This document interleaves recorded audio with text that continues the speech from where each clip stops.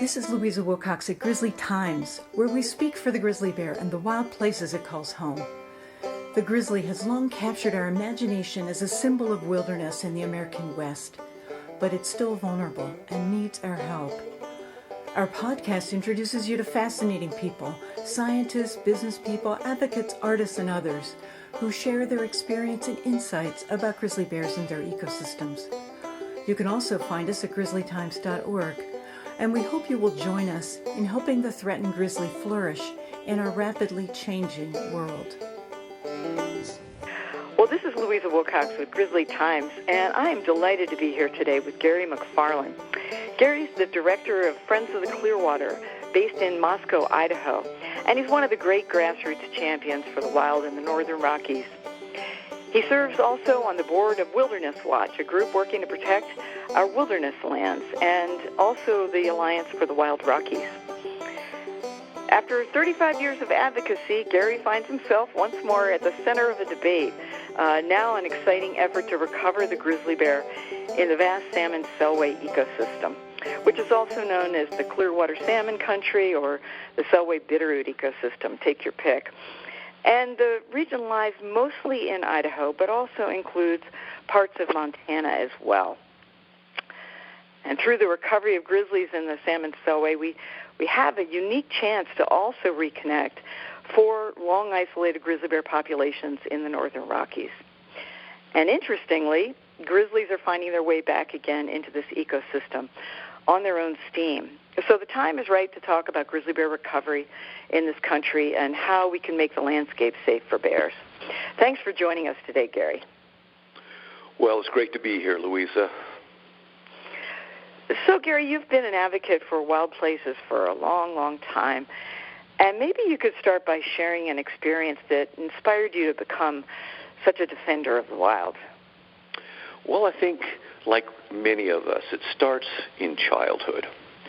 And I'm a Westerner. I grew up at the foot of a 12,000-foot mountain, or what we thought was a 12,000-foot mountain at the time, although USGS seems to differ. It wasn't quite that high. And the Wasatch Mountains in Utah, Mount Timpanogos. Yeah. And anyway, as a young kid, I would look at that mountain every day out my window, my bedroom window. It was a lot of fun, just staring up there, seeing the changes that took place up on this mountain. And when I was quite young as well, I went to a wild place with my father. He took me fishing in the high Uintas, which at that time was a primitive area. Mm-hmm. And it was kind of a transformative experience for me. I'd never been backpacking. Like I say, I was young, in grade school.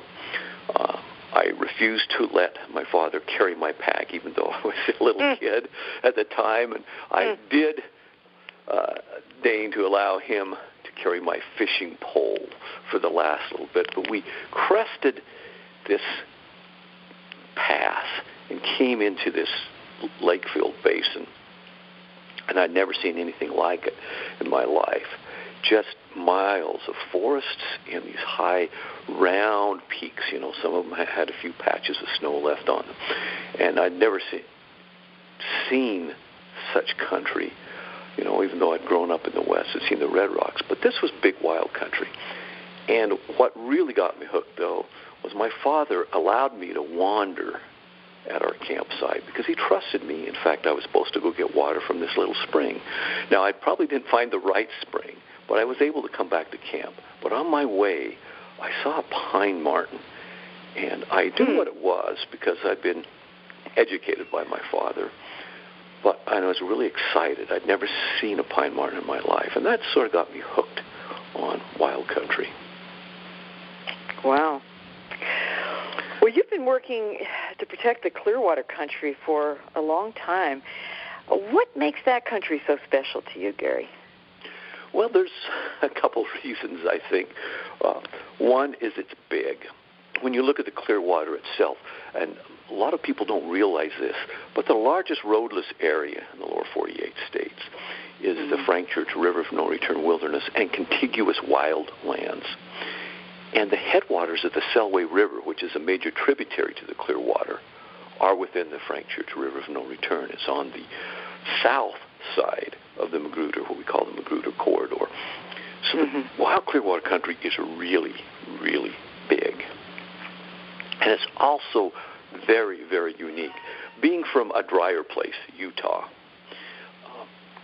to me it's like a rainforest. And in fact, it's the southern extent of what Daubenmeier, who was a researcher at Washington State University years and years ago in the 1950s, called kind of the inland rainforest, or a temperate wet belt forest, the largest one on the planet, at least as far as an inland forest goes. It stretches all the way from the Clearwater country up into southeastern British Columbia. It includes portions of northwest Montana, northern Idaho, and part of northeastern Washington. So this country has vegetation that's sort of a combination between the Rockies and the west side of the Cascades, or some of the coast ranges in Washington and Oregon. For example, it's in the Clearwater country, the confluence of the Selway and the Lochsaw rivers, which form the middle fork of the Clearwater, and up the Selway a ways and up the Lochsaw ways and down the middle fork is the only place inland that you find Pacific dogwood, for example. Oh, yeah. So it's a very unique place from the perspective of flora. It's also a very unique perspective in terms of fauna. Here in the Clearwater, we have perhaps some of the very best habitat for anadromous fish, salmon, steelhead that go to the ocean that come back. We also have some unique species that are found nowhere else. Everything from these small invertebrates, macroinvertebrates and mollusks that are found nowhere else, land snails and whatnot, to indigenous species to the Clearwater and points north, like the Coeur d'Alene salamander, whose most important genetic center is in the Clearwater, because there are sort of three genotypes of this species, and they're all found in the Clearwater. It was the refugia. The Clearwater was the refugia during the last glaciation. Points further north tend to be glaciated, but the canyons of the Clearwater, that's why we have some of this these coastal disjunct species. And so everything from ferns to species like the Coeur d'Alene salamander to even the large species like western red cedar and whatnot. They had a refuge here from the great ice sheets that came down into the northern part of the Panhandle in Idaho. So it's big, it's wild, and it is unique. So the Forest Service manages much of that country. And, of course, this is an agency you've been tangling with for a lot of your career. What makes management of national forest lands so problematic? Well, there's a lot of things. Obviously, we have the politics of public land management, and that's a huge problem across the West. Unfortunately, it seems the people that have the most influence are certain local elected leaders that represent sort of the industrial perspective, that see the national forests only for the cash they can produce, be it logs, be it animal unit months for cows and grazing of livestock, be it minerals, or even be it recreation visitor days. So that's a huge problem. But there are also some institutional problems within the Forest Service. For example, just here locally, during the early 2000s, the Nez Perce and Clearwater National Forests, and those are the two that are sort of in the heart of the Clearwater country, although it includes portions of the Bitterroot, the headwaters of the Selway, as I mentioned earlier. It's on the Bitterroot Forest, and some of the North Fork of the Clearwater. The Little North Fork is on the Idaho Panhandle National Forest. There's also a few scattered tracts of land managed by the Bureau of Land Management in this area, and they have some of the same problems of the Forest Service, but they are an agency that manages only a tiny portion of the wild Clearwater country. But the Forest Service has been upping on the Nez Perce and Clearwater National Forests its timber program from what it was in the 2000s, which is around, and these numbers really don't mean a lot, but they kind of give you a context. 35 million board feet a year is what they sold on average, approximately in that time frame, the decade of the 2000s. Mm-hmm. And recently they've tried to up to about 80 million board feet. Wow. And in their forest plan, that hasn't come out yet, but in the kind of the preliminary alternatives they have in this forest plan, they want to bump that up anywhere between 80 million and possibly as high, depending on the alternative, over 250 million board feet a year, 265 and maybe greater million board feet a year. So we're looking at a tremendous increase in logging, and the Forest Service is doing that, again, partly to appease some local economic interests. Of course, we also have the issue, and we'll probably talk about this later as well, collaboration, where certain conservation interests feel they can get something if they give something to the timber industry. Of course, that hasn't worked out yet here. They've had a collaboration going on called the Clearwater Basin Collaborative, and I think collaboration in this sense can be more likened to the pejorative sense of the word collaboration rather than the cooperative sense, because this is all done by select interests, without really any public input, and it sort of greases the skids for decisions to be made by the Forest Service to increase logging, and it's really been a problem. So we're seeing a vastly increasing timber program, or at least the desire to do that here on the Nez Perce and Clearwater National Forests. We're also seeing pressures to open up more areas, backcountry areas, to motor vehicles and other and mechanized vehicles. Mm-hmm. We took the Forest Service to court on their travel plan for the Clearwater National Forest. We won, but the Forest Service has yet to implement that victory, so we may have to go back to court here shortly. They want to short-circuit that process by waiting it out until they issue a new forest plan, which doesn't have protective measures for wildlife in it, or probably won't. And preliminary indications are that this new forest plan wouldn't, and this travel plan, these plans that decide where motor vehicles are allowed and or mechanized vehicles are allowed and under what conditions, are tiered to these larger forest plans. So we're looking at kind of the recreation, and I spelled that W-R-E-C-K, agenda when this motorization and development and commodification of wildlands. So we're looking at those issues. Fortunately, on the Nez Perce and Clearwater National Forest, there's not a lot of livestock grazing. There is some, though, and in some important areas, and that needs to be dealt with, because from the perspective of fish, which are important for species like bears, it's a crucial issue in certain streams. Mm-hmm. So that's some of the problems with the U.S. Forest Service when you look at kind of the big picture. We've got a political problem, an agency, especially under this administration, that tends to favor commodity extraction or commodification of recreation, tending to favor the outfitters versus just plain citizens. All of that together spells trouble for species like grizzlies. Right.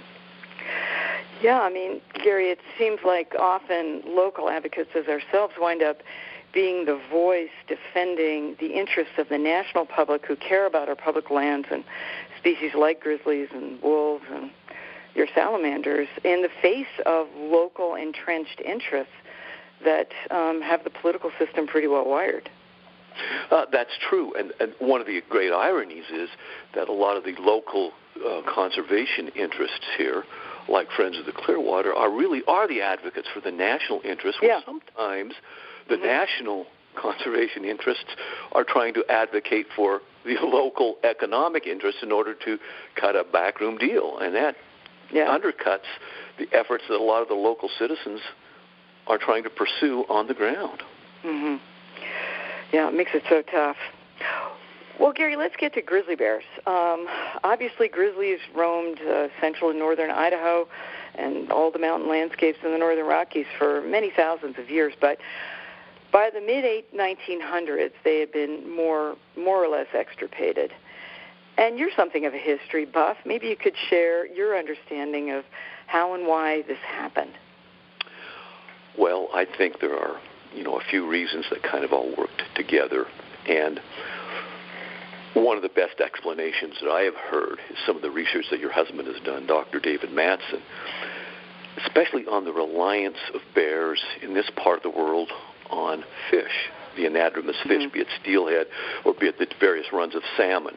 And in the two salmon species, at least in the Clearwater, that were here historically and still are today, were the spring and summer runs of Chinook and then the fall runs of Chinook, which were very, very large fish, and they tended to spawn in the larger streams.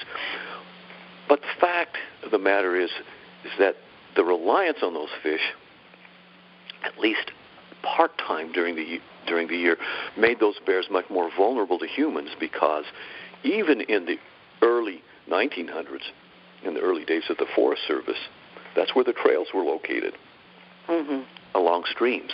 And so you had human beings out there with lethal weapons, even though the density of human population was much, much less, and there probably weren't that many people. It was the lethality of contact with grizzlies, I think, that had a huge impact. So the bears would always show up at the streams at the right time of year when the salmon were spawning, and people were probably there too, and that resulted in dead bears, especially when you have some of the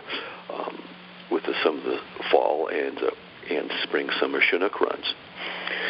So unlike bears that maybe relied at certain times of the year on army cutworm moths or got a lot of their nutrition from some of the alpine areas, these bears were congregating on the streams. So I think that's one of the problems, even though at the time this was the largest big tract of grizzly habitat probably in the lower 48 states, the wildest tract.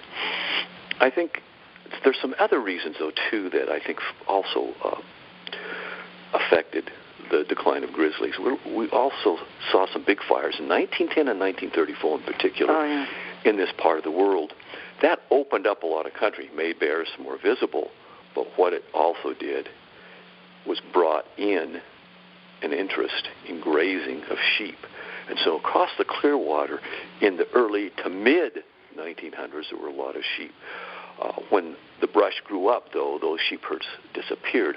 But there was that period of time in there when you had sheep herders out there, again, with weapons, and that spelled doom for grizzlies anywhere near sheep herds. There were some huge herds, and again, they're not here now, and I think that's probably a good thing for the wildness of the Clearwater Basin, but that had a huge effect on the grizzly populations as well. And I think also when you look at the protection that was offered, even though this was a large and perhaps the largest wildland complex, or part of the largest wildland complex, it also includes the Salmon River drainage. Efforts at protection came here maybe a couple decades later than they did in some other places. For example, there was an old Selway game preserve. That dates back to maybe the 1930s. But because of the large size of the area and the remoteness, I think the game laws weren't really all that well enforced. And in fact, Bud Moore, I think, talks about that in his book, A Locksaw Story, about some of the trappers and whatnot that were in the area. And so you had, again, people out there that were lethal and that could kill bears, whereas in a place like the Northern Continental Divide or the Greater Yellowstone ecosystem, you had national parks that offered at least some refuge. And in further south in the Bob Marshall country, the Sun River Game Preserve was established earlier in the early 1900s, around 1910, 1911, earlier than the Selway Game Preserve. And I think the Selway Game Preserve only applied to at least as far as the locals were concerned, ungulates rather than predators like grizzlies. So I think that also had an influence. Well, the national parks really have mattered to recovery of grizzly bears and even just sustaining them on the landscape in and around Yellowstone and glacier parks because, people are not allowed to have guns or didn't used to until very recently. Used to until recently, and that's right. Yeah. So you had these source populations and some of these protected populations, and even though you had the Selway Game Preserve, that came about probably later than the national parks, certainly, because Yellowstone in 1872 and Glacier Park, I believe, in 1910. So we're looking at a combination of these factors, and then, of course, bears being dependent on all these bears congregating on the salmon and or steelhead runs, although the salmon runs were probably the most important because of the timing and the time of year that they took place when people might be there. And it spelled disaster. And part of the reason that people were there in the Clearwater country, I think for a longer period of time, where it's easier to be there, is that it's lower elevation, unlike some of the greater Yellowstone country or even the Northern Continental Divide. We have more of a maritime climate here. That's what makes it unique from a floristic and a perspective that we talked about earlier. It also, that and the geography makes it easier to access during the wintertime. So, for example, many years you can go hiking up the Selway River into the Selway Bitterroot Wilderness. Yeah, there might be a little snow on the ground and the road might be icy getting up there, but you can do that. It's 1,800 feet, I believe, at the boundary of the Selway Bitterroot Wilderness, where it exits the wilderness and eventually go to the trailhead at Race Creek. So people could access some of this country all the way into November easily, and bears tend to go to bed. A lot of the big grizzlies were probably going to bed then, but they're probably gathering some food resources down at lower elevations, and you can get there earlier. And that was, I think, key as well. Earlier in the springtime, I've been backpacking up in the Selway country, the Selway Bitterroot, in March, and there was really no snow. It was cold, but there was no snow there. And, of course, that's probably, a little bit soon for when bears are coming out. But some of them, March, April, they're coming out of their dens, and where they're going to head, down to the river bottoms where the trails are and where people were starting to move up and down. So this availability of contact between people and bears, I think, was greater in some of this country than it was perhaps in higher elevation areas like the Northern Continental Divide or the greater Yellowstone. Right.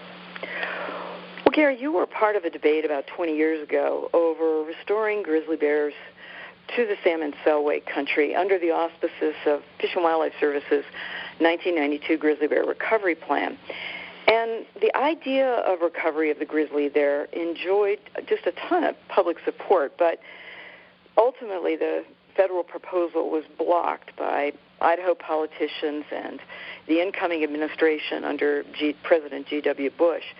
So why did that happen, and what did you learn from all of that experience? Well, I think there are a lot of lessons to be learned from what happened then.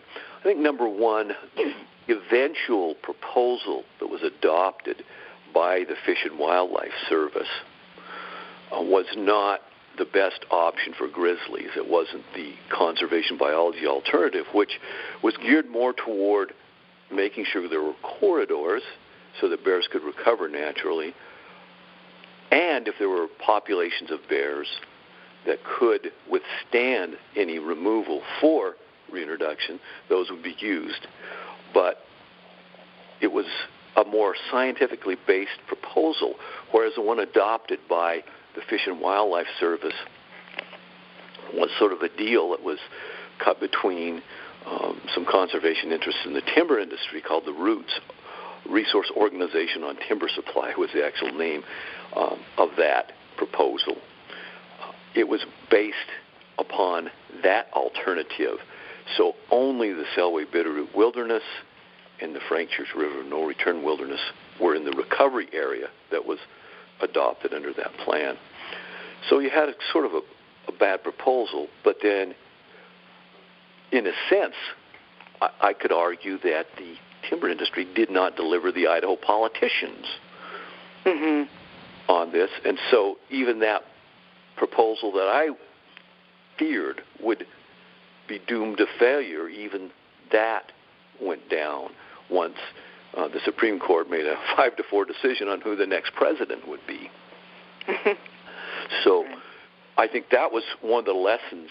But also I think, the conservation community, I think, has to look at itself. We need to kind of examine what we did. Yeah, we had a couple different proposals out there. But there are also conservation groups that sort of sat on the sidelines that would have been involved because there is a fear, for better or worse, there's a fear of grizzly bears. And some people view wild country, even the wild country in Idaho, which is very, very remote, as more of a recreation area, and they don't want to go there. They're grizzly bears, and therefore they pose grizzly bears. And many of these people are supportive of protecting areas, but may not necessarily be supportive of bears. So I heard about some organizations sort of sitting it out and not doing much because of the fear of offending some members who were afraid of grizzly bears. So we had a bad political situation, an alternative that was kind of a watered-down alternative that was selected that was of dubious scientific credibility, and even that was too much for the Idaho politicians, Governor Kempthorne at the time, and he became Secretary of Interior under the Bush administration later. So that pretty much spelled doom, and I think it also taught us an important lesson. And I think it's somewhat parallel with the wolf program, the wolf recovery program, that it might be easier for people to accept bears or wolves if they move in on their own. And what I would point out, and we'll talk about this probably also a little bit later, is that it seems that there's interest in these bears that are moving into the Selway Bitterroot country from a broad spectrum of public interest, whereas if bears are brought in, then they may be perceived by a lot of local people as government bears intruding in our great national forests, and we don't like that. And as wrong-headed as that sounds, I think there's a perception out there among a lot of the general public. Yeah, I agree with you. I mean, this idea of artificially importing an animal, I would never imagine. We obviously shared the Salmon Selway country and Greater Yellowstone. We shared this great importation of wolves in the mid-'90s into these ecosystems, and I would have never predicted that the notion of artificially bringing an animal in creates even more animosity than them coming in under their own, paws. Yeah, and I think there were some people that were arguing, even under the wolf situation. I believe Weaver and Diane Ream back in the early 90s were concerned about, a couple of the researchers there on wolves were concerned about that perception then, but obviously their voices weren't heard, and I'm trying to recall the names of the researchers right now, and I just can't dig them out of the back of my brain, but anyway, there was, I believe they were associated with the state of Montana. Yeah. And I guess I share your sense of surprise, too, that at some of the recreational groups' response. People who backpack and are wilderness advocates who just were afraid. And partly because I come from, Greater Yellowstone, where grizzly bears have never left, and grizzly bears are the iconic landmark species that makes this place so special. So it never really occurred to me, there was fear because these are animals that can kill you, but, we've kind of gotten used to that and work around it, and with safety precautions, and the chances are you aren't going to have a problem. So it just surprised me that, at some of the conservation groups' fear and concern about bringing bears back. Yeah, it surprised me as well, because I have backpacked, at least since my 20s in country, even though I grew up in Utah, which didn't have any more grizzlies. I backpacked in cougar country, but I also took trips to the north in the greater Yellowstone and up in the Northern Continental Divide country and backpacked there in grizzly country, and it was a very enlivening experience. I was keener. My senses were keener. I was sharper. I was more attuned to what was happening. And it's a great feeling. Some people may find it stressful, but I found it exhilarating. Mm-hmm. Yeah, me too. I mean, the grizzlies do make our lives so much richer than, just they do. Mountain landscapes. Yeah. But grizzly bear recovery in San Mateo is a lot more than just grizzly bear recovery there because of its location as sort of the linchpin or, keystone, ecological keystone in this whole Northern Rockies connection potential. Maybe you could talk a bit about that. Oh, yes. And I think that's one of the great findings that occurred during the litigation on delisting of the Yellowstone bears. The judge himself pointed out that really for recovery we need more populations that are connected, and the big missing link, the one that connects the greater Yellowstone to some of the Northern Continental Divide, and that connects the greater Yellowstone to the Cabinet Yaak and the Selkirk, is this kind of greater salmon Selway, greater salmon Clearwater, or simply the big wild ecosystem here in north central and central Idaho that slops over into parts of western Montana. And if you throw in Hell's Canyon, it even extends a little bit into eastern Oregon. It has habitat for a lot of bears. And if the ecosystem were drawn correctly, I think it probably could support more bears than just about any of the other ecosystems in the lower 48 states. But unfortunately, as I mentioned earlier, when Fish and Wildlife Service came up with their sort of recovery area boundary, they only included the River of No Return Wilderness and the Selway Bitterroot Wilderness. They even excluded a wilderness that is contiguous to the River of No Return and part of that large roadless area, and that's the Gospel Hump. Right. And they didn't include the Sawtooths. They didn't include all the wild country in the North Fork Clearwater. And there's some big roadless areas up there, 250,000 acres. There's 3 of them that are 250,000 acres or more in size, and they're only divided from each other or other smaller roadless chunks of country by dirt roads, by single dirt roads. So there's a lot of great country up here, and it hasn't been looked at in a holistic way, with the exception of the conservation biology alternative that was analyzed in the early EIS back in the late 90s and early 2000s. Well, we know that grizzly bears may not be scientific experts, but they sure know where the good habitat is. And, we have a really exciting new opportunity. I mean, there are now at least 3 grizzly bears that have ventured into the Clearwater Bitterroot country on their own, and that's really thrilling.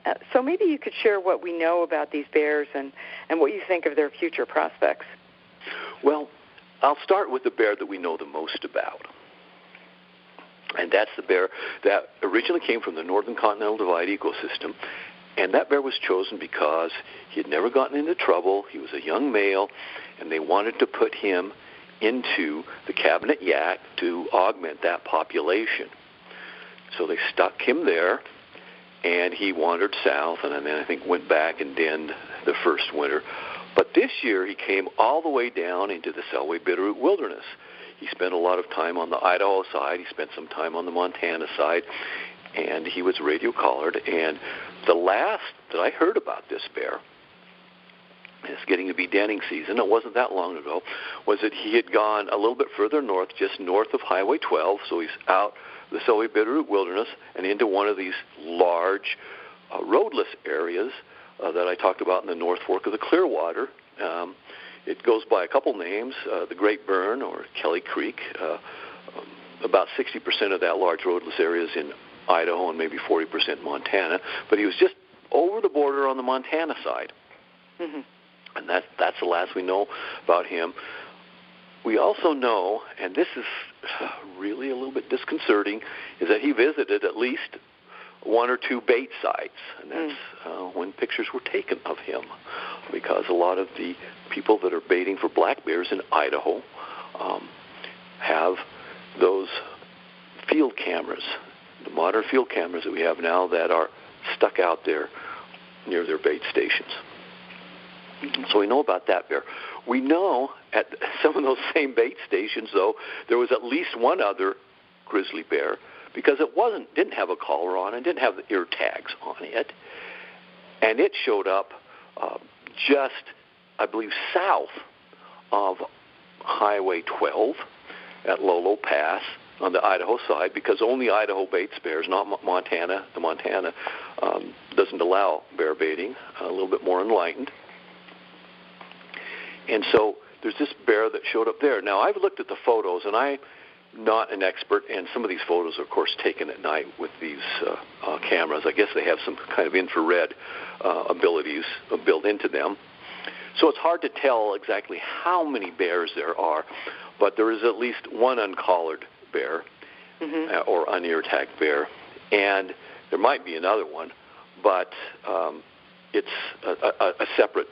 There is at least one separate bear there, and there might even be more than one that appeared at these bait stations, and that creates problems for reasons that are very simple. In 2007, a bear was illegally killed over a bait station by an outfitted hunter from, I believe, Tennessee, and he thought he was, or at least he said so, he thought he was killing a black bear in Kelly Creek in this large roadless area in Idaho. And then the third bear that we know about was further west and south. He was in Whitebird, near Whitebird, Idaho, apparently on the Nez Perce National Forest. Those two forests have been combined, the Nez Perce and Clearwater. They're called the Nez Perce Clearwater National Forests, plural now, administratively. But he was down there, and it looked like that he had something around his neck, but there wasn't a collar there anymore, and he looked very different than the bear that was reintroduced or augmented up in the cabinet yak that came down and is most likely his den somewhere in the kind of the Great Burn country on the Montana-Idaho border. We don't know anything more about that bear. There's been no more photos of him. He was also near a bait station, taken at a bait station. And we do know the Fish and Wildlife Service has DNA hair from that bear, and that it's going to be, or at least they think they do.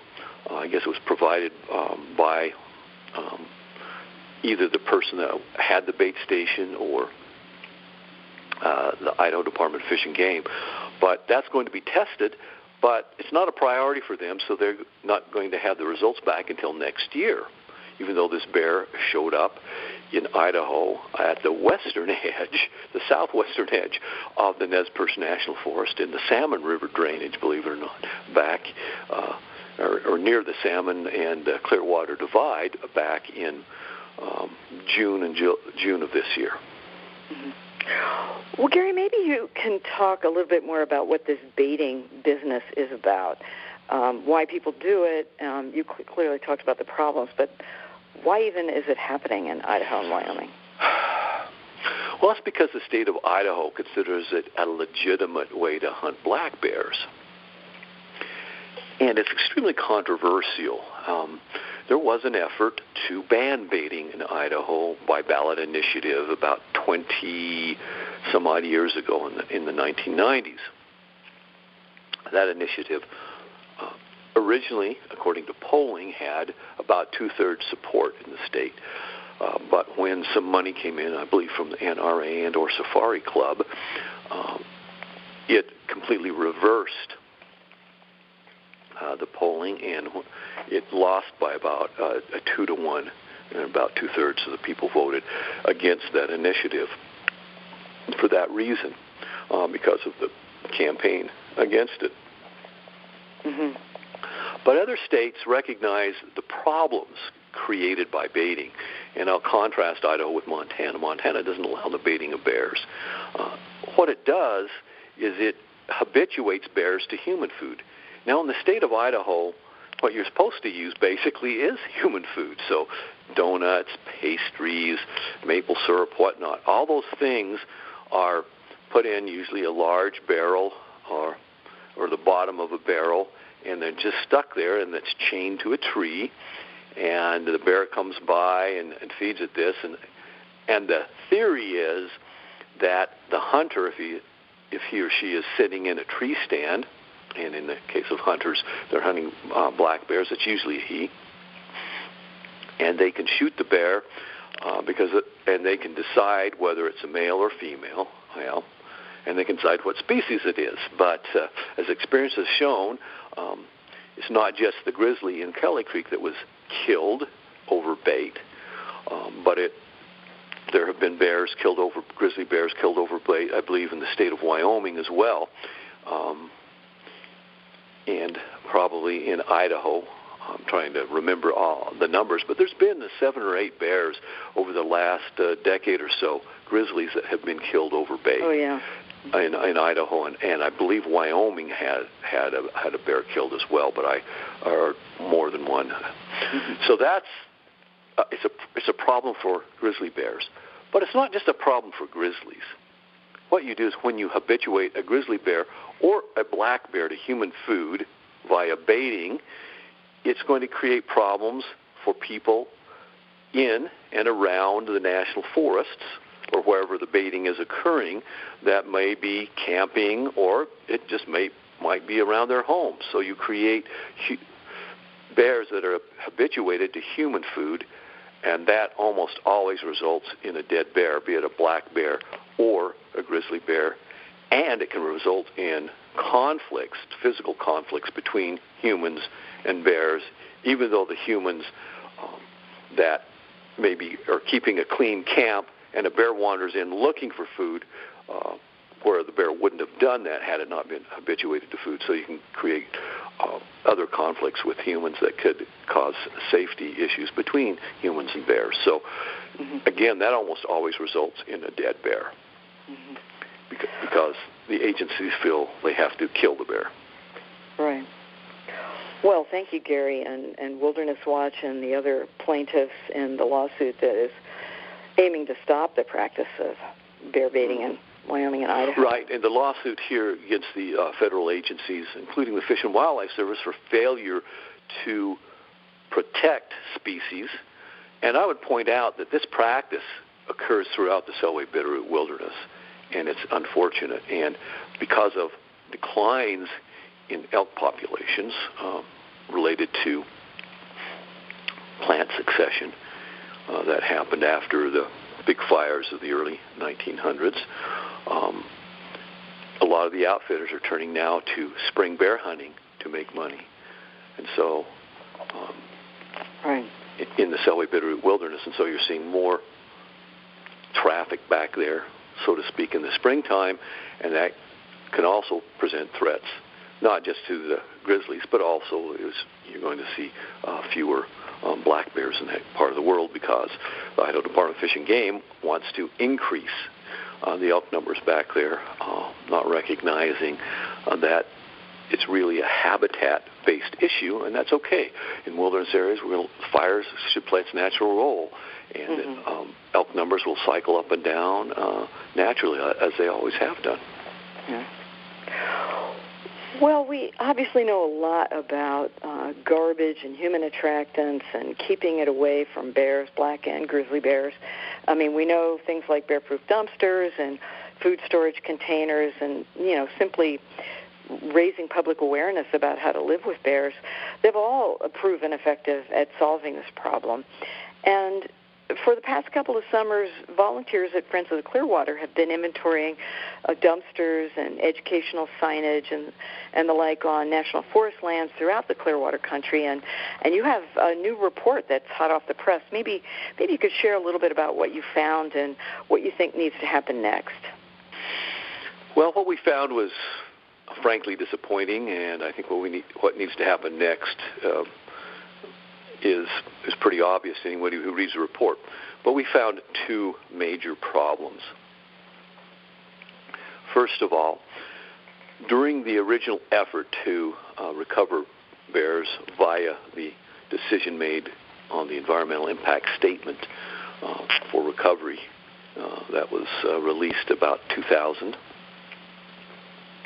there was a concomitant effort to educate the public and to make some of the campgrounds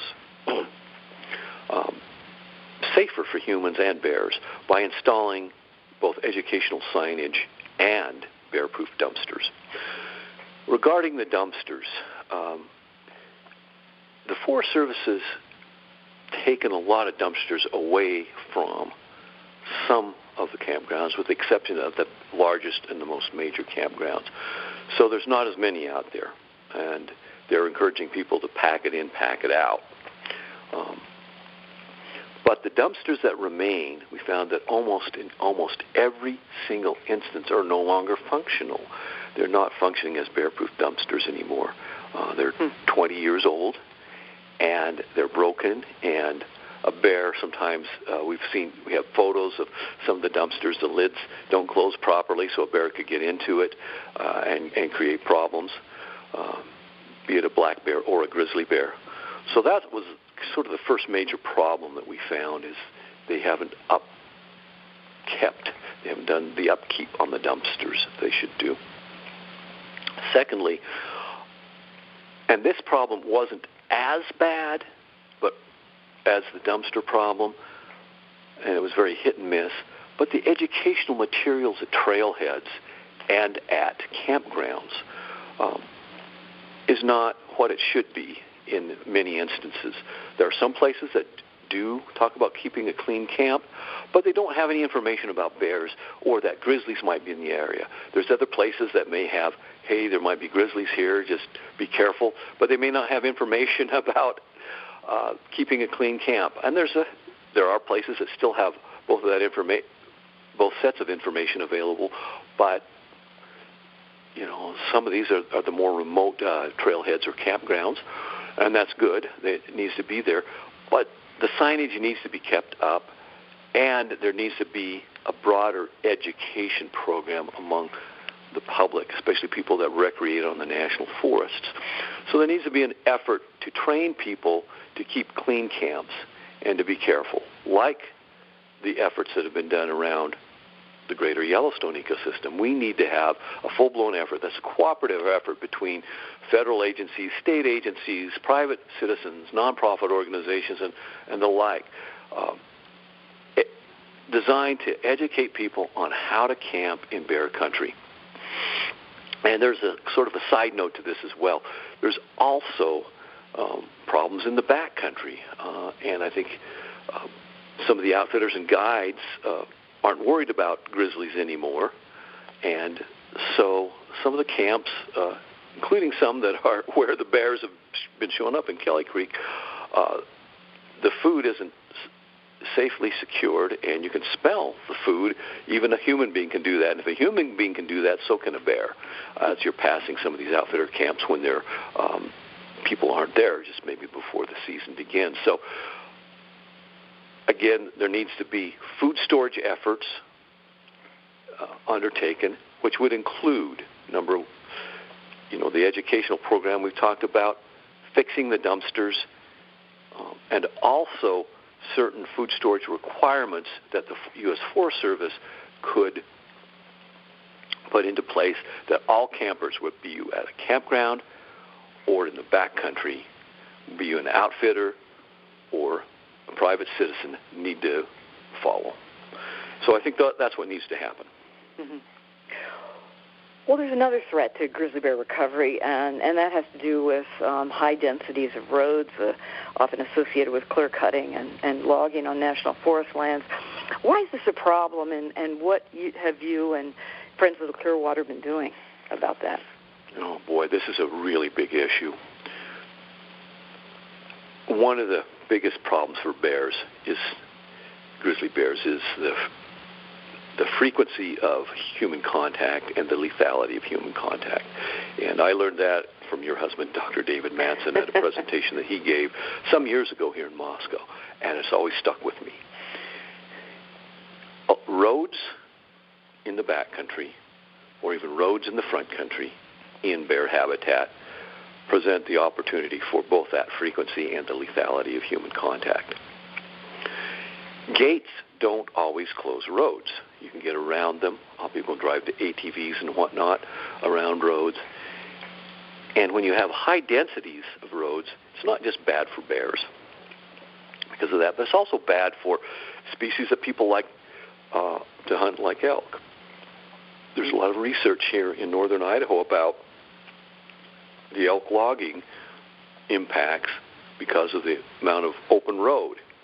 And there's a whole formula the Forest Service is supposed to be using to come up with the impacts from logging on elk, for example, which would also benefit grizzlies if they close roads and they can enforce those closures. But the Forest Service has been lax in implementing their own forest plan on those standards to protect elk, and we've caught them, and Friends of the Clearwater has been challenging some sales, both through the administrative process and in court, about the amount of road building that's taking place. But we've also gone after the whole travel planning process. Friends of the Clearwater was joined by the Alliance for the Wild Rockies and the local Sierra Club group a few years back on the Clearwater National Forest in a lawsuit that we won. But the Forest Service has yet to implement it on the travel plan. And we said they were not meeting these wildlife protection standards, mainly directed at elk, but would also protect bears on the Clearwater National Forest. And the judge agreed with us. So we may end up back in court on that here in the very, very near future. Mm-hmm. But there's also roads out there that just can't be maintained. There's far too many roads on the National Forest, and we've been very involved in what's called the roads analysis process on the National Forest as well, along with other organizations. We've been partnering, trying to force the Forest Service here to reduce the actual road system mileage. There's far too many roads as exist now on the National Forest system as a whole, but also on the Nez Perce Clearwater National Forest. There's several thousand miles of roads on those two forests, and there has been a program of decommissioning those roads.